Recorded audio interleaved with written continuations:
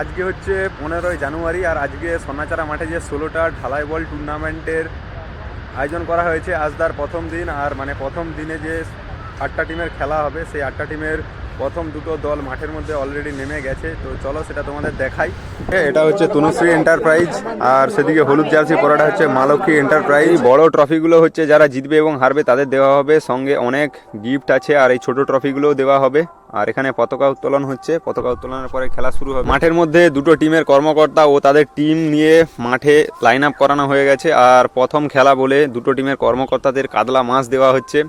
আর দুটো team Tanushree enterprise আর Lakshmi enterprise, মা Lakshmi enterprise দেখতে পাচ্ছ তোমরা। আর মাঠে অল্প অল্প দর্শক আসা শুরু হয়ে গেছে। রবীন্দ্রসঙ্গীতের মাধ্যমে এবার খেলা শুরু হলো।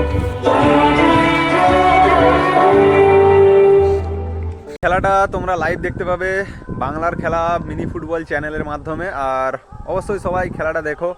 আর আজকের ভিডিও এতটাই, কেমন লাগলো অবশ্যই সবাই লাইক, কমেন্ট আর শেয়ার করো। তো চলো।